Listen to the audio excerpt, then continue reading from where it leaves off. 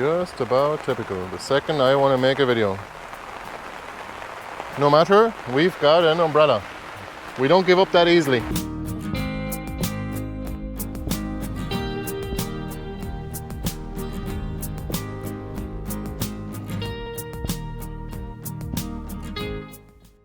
Hello, Mother. You don't like the rain. Sheldon, you don't mind the rain, do you?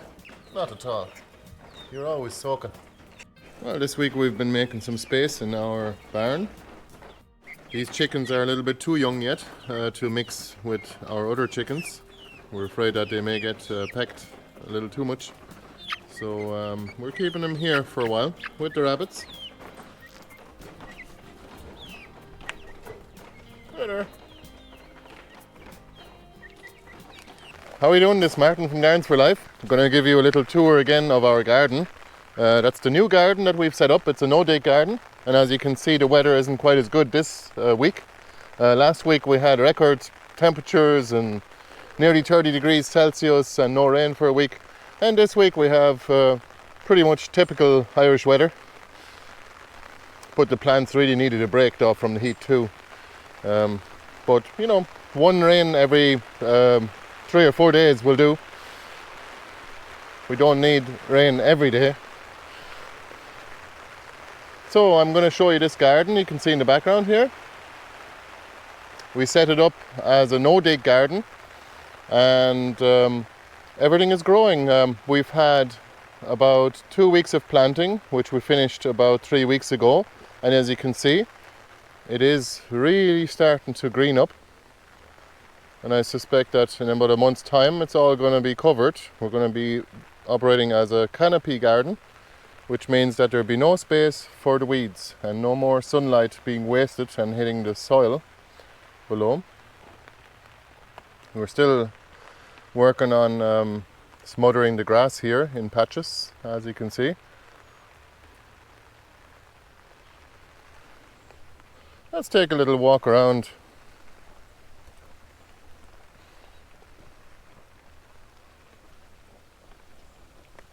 The acorns are growing. Those are only small yet because they've only been planted, as I said, 3 weeks ago. But still, we'll get a crown out of it and a few tubers to eat.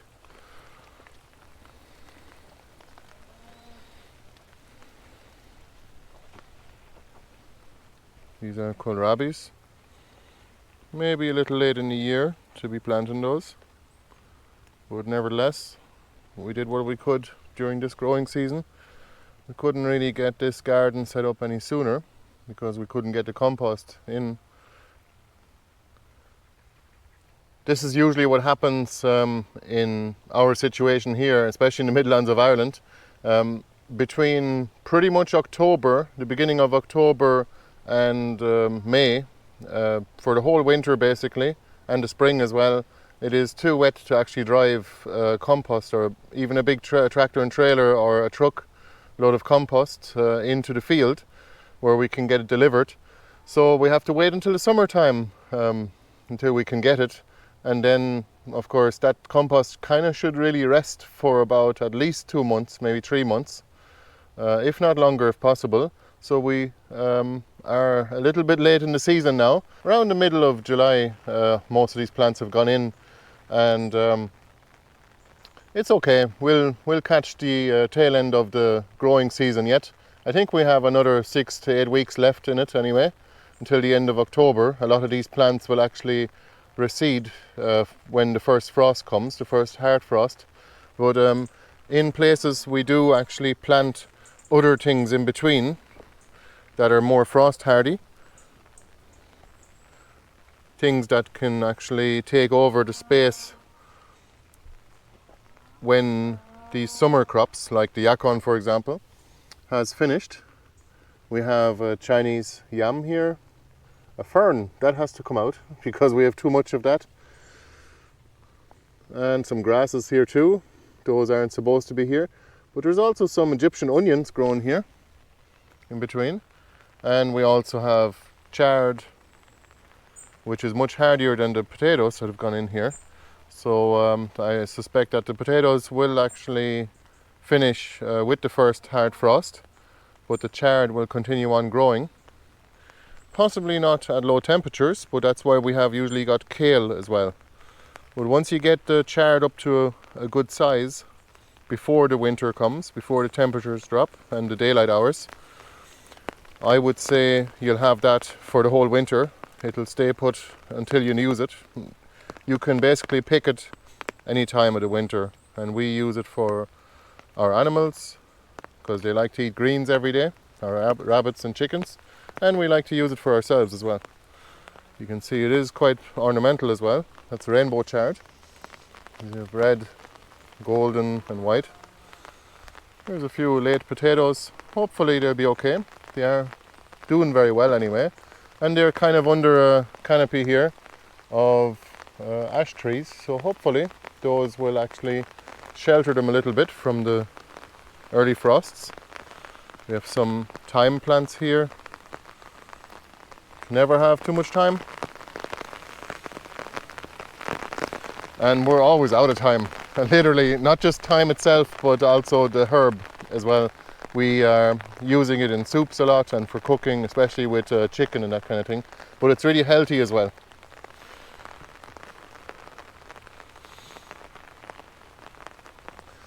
This is red Russian kale,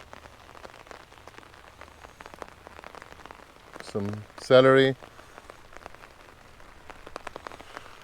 and you can see that it is mainly, let me try and keep the camera under the umbrella here. This garden is actually a combination between all sorts of different plants, mainly food plants, for example, and also plants that were actually just growing out until the winter time, and we're going to dig those up and use those or sell those on the website.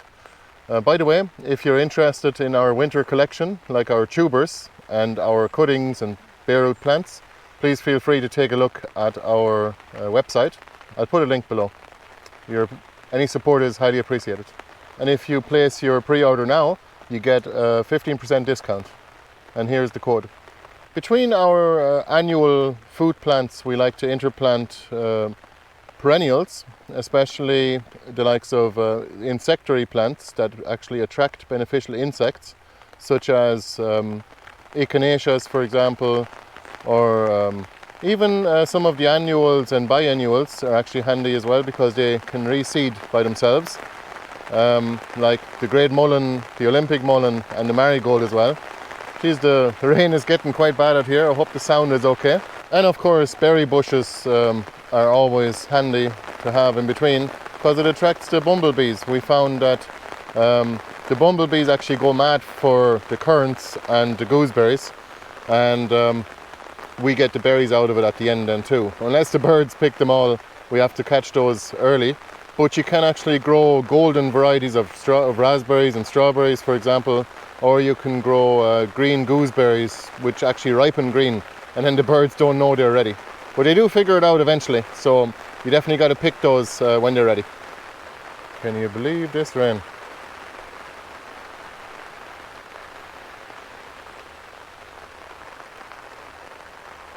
As my father always used to say, the rain is good for the spuds. Well, he's not wrong about that. But here in Ireland, we've got enough rain. If you have any questions at all about our garden or what we're planting here, or anything at all, just ask in the comments below on YouTube or on Facebook, and we'll take your questions and we'll answer them at next week's vlog.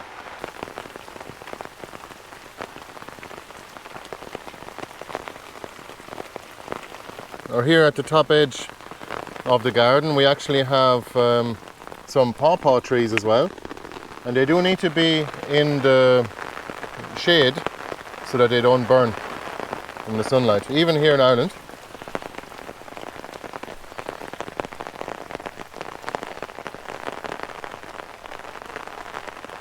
As you can see, the paths are getting a little bit spongy, so I'm definitely better off to cover those with wood chips in the long run, especially for the winter now. In the summer we were definitely getting away with it. You can see there's a few carrots coming up here. Hopefully those have been planted just about early enough for them to grow big enough before the winter to be usable.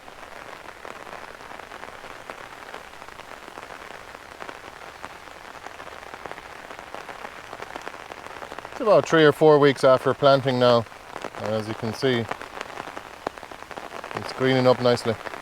Especially the chard takes off quick. I think for the remainder of August we're going to concentrate on starting more plants from seed, just the last few of the winter vegetables, for example, and we're going to concentrate on actually planting out plants as well that we have that can still get just about the tail end of the growing season, get a bit of growth in there, and we'll pot up a few plants as well while we can. But September and October will definitely be months that we're going to dedicate towards homesteading more and preserving food as well. So we're going to let you know how we get on with that, and surely we'll post up some pictures and videos as well. So do follow us on social media, but don't forget, definitely follow us on email. We have an email list, so subscribe to that if you want to actually see everything that we do. Get an update about every week.